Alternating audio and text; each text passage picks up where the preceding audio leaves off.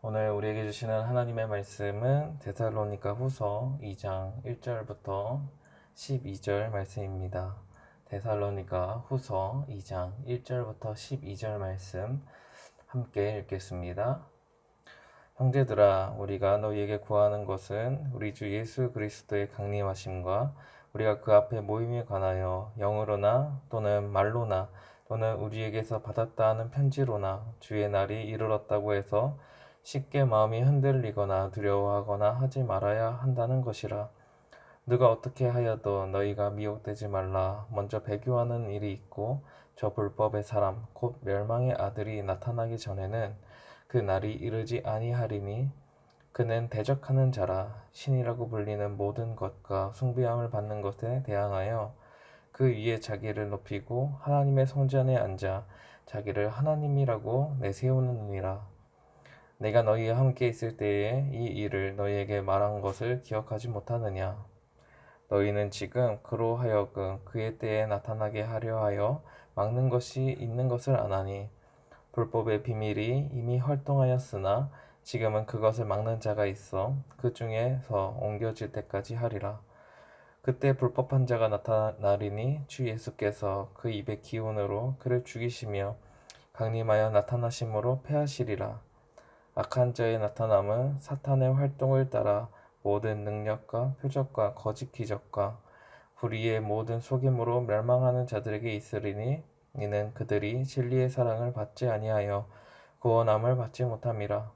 이러므로 하나님이 미혹의 역사를 그들에게 보내사 거짓 것을 믿게 하심은 진리를 믿지 않고 불의를 좋아하는 모든 자들로 하여금 심판을 받게 하려 하심이라. 아멘. 오늘도 하나님의 은혜와 평강이 우리 모든 성도님들에게 함께 하시길 기도드립니다. 데살로니가 후서는 두 번째 편지입니다. 편지를 또 보냈다는 것은 데살로니가 교회에 어떤 문제가 생겼다는 것을 알 수 있습니다. 그것은 마지막 날에 대해서 미혹하는 무리가 생겨난 것입니다. 예수님께서 다시 오시는 날에 대해서 사람들은 오해하기 쉬웠고 또 왜곡되는 것을 막고자 마지막 날을 잘 준비해야 한다는 내용이 바로 이 데살로니가 후서의 말씀입니다. 먼저 바울은 성도들을 안심시키고 있습니다. 1절과 2절을 함께 읽겠습니다.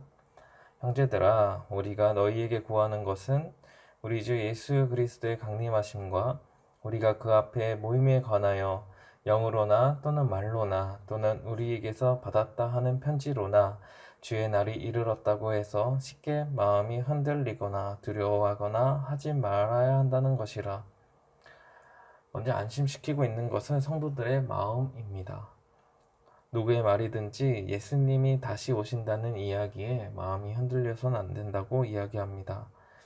예수님의 재림에 대해서 이런저런 사람들의 이야기가 많았던 것 같습니다. 심지어 바울의 편지가 왔다고 해서 속이는 일도 있었던 것 같습니다. 그러한 일로 인해서 쉽게 마음이 흔들리지 않도록 붙들고 있어야 함을 말씀합니다. 우리나라에도 예전에 어떤 예언자가 마지막 날이 온다고 해서 세계 멸망의 날이 온다고 해서 적지 않은 혼란을 겪을 때도 있었습니다. 하지만 이러한 말들에 두려워하지 말라고 안심시킵니다. 그러면서 마지막 날이 가까울 때 나타날 현상에 대해서 말씀합니다. 3절과 4절을 함께 읽겠습니다.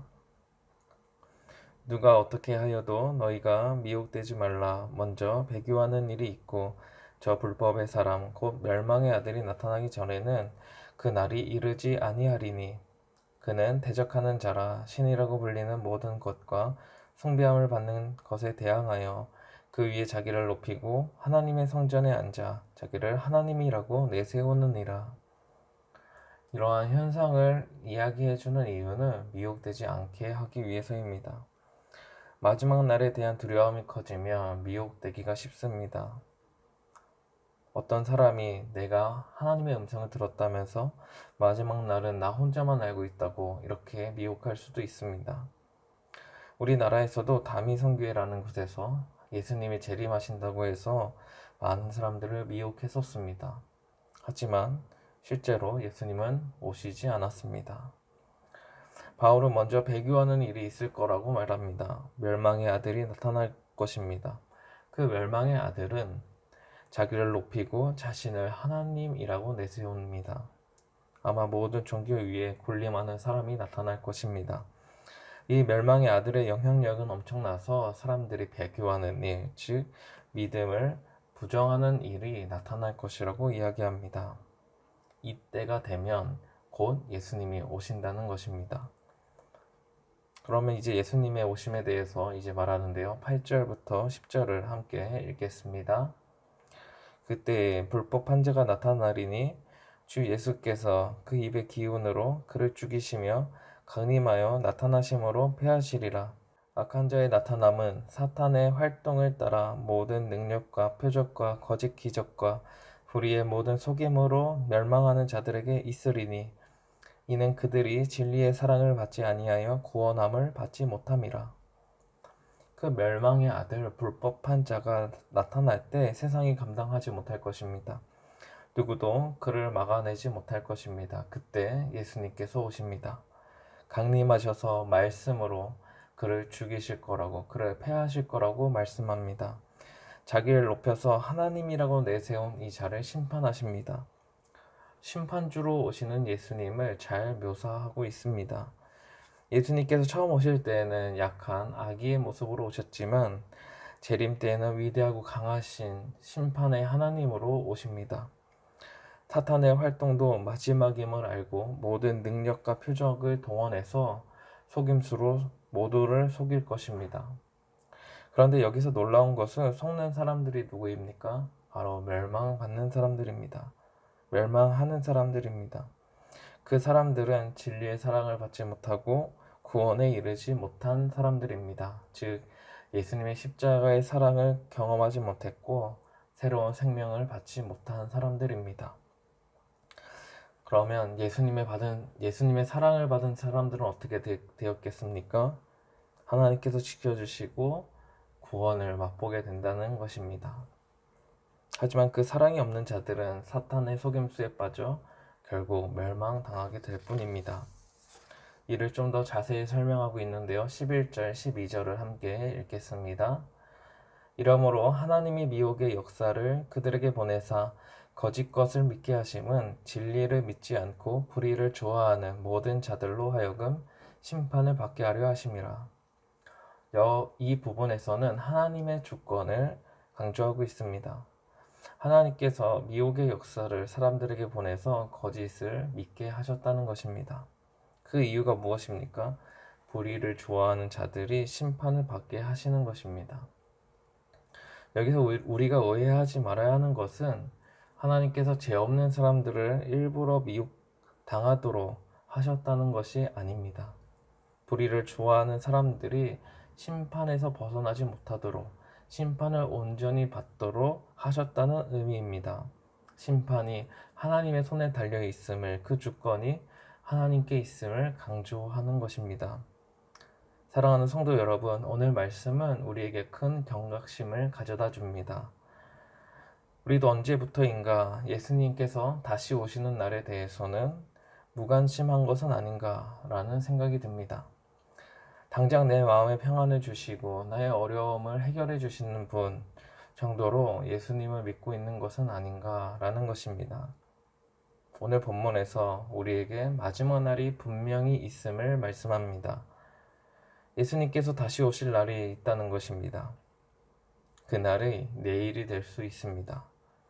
하지만 과연 우리가 내일을 준비하고 있는지 의문이 듭니다. 데살로니가 교회에서의 미혹은 마지막 날에 두려움을 갖게 했습니다. 오늘의 미혹은 그 마지막 날에 대해서 둔감하게 만드는 것은 아닌가라는 생각이 들었습니다. 그날이 오든지 말든지 나와 상관없게 만드는 것입니다. 그러면서 하나님 자리에 우상이나 물질 같은 것을 놓고 그것을 숭배하고 있을지도 모릅니다. 그저 내 인생이 잘 먹고 잘 사는 것, 그것만 바라보게 만드는 미혹에 빠진 것입니다. 하나님을 의지할 필요도 없고 마지막 날에 예수님이 오시는 것을 준비할 이유도 사라지는 것입니다. 이것이 오늘의 미혹의 역사입니다. 하지만 진리의 사랑을 받은 그리스도인들은 늘 주님의 말씀에 민감하게 반응합니다. 늘 주님의 은혜를 구하고 마지막 날을 준비합니다. 진리를 따르기 힘씁니다. 우리가 이런 삶의 모습이 사라졌다면 우리가 미혹에 빠져 있는 것은 아닌지 돌이켜 봐야 합니다. 오늘의 말씀을 통해서 우리에게 경각심을 주고 있습니다. 다시 마지막 날을 바라보는 성도의 삶을 살도록 우리에게 말씀하여 주시는 것입니다. 마지막 날을 바라보고 있다면 우리의 삶은 참으로 단순해질 것입니다. 이 땅의 것들을 미련을 두지 않을 것이고 늘 최고의 우선순위는 믿음일 것입니다. 우리는 종말을 바라보고 있는 자들입니다. 주님이 주시는 그 사랑으로, 그 말씀으로 마지막 날을 준비하는 사람들입니다. 예수님께서 다시 오심을 기대하고 또 기도하는 우리 성도님들 되시길 기도드립니다. 기도하시겠습니다. 하나님 아버지, 우리를 사랑하여 주시니 감사합니다. 오늘도 말씀하여 주시니 감사합니다. 우리도 모르게 마지막 날에 대해서 관심을 두지 않은 것은 아닌지, 마지막 날을 준비하고 있지 않은 것은 아닌지 다시금 생각하게 하시니 감사드립니다. 우리의 삶 가운데 마지막 날을 준비하게 하시고 진리의 사랑을 받은 자로서 온전히 주님의 뜻에 거하는 자들이 되게 하여 주시옵소서. 이 세상에 마지막이 다가오면 미혹받는 자들이 많아지고 배교하는 자들이 나타날 것입니다. 그럴 때에도 그리스도의 사랑을 받은 우리들을 지켜주시고 끝까지 사랑하여 주시고 우리를 구원하여 주시옵소서. 우리는 도저히 이 마지막 날을 감당할 수 없는 자들이오나 오늘도 주님의 은혜를 구합니다. 주님, 우리를 붙들어 주시고 예수님이 다시 오시는 날을 기대하며 준비하게 하여 주시옵소서. 당장 내일 예수님이 오신다 해도 저희들 부끄러움 없이 주님 앞에 당당하게 나아갈 수 있는 믿음도 허락하여 주시옵소서. 살아계신 예수님의 이름으로 기도드립니다. 아멘.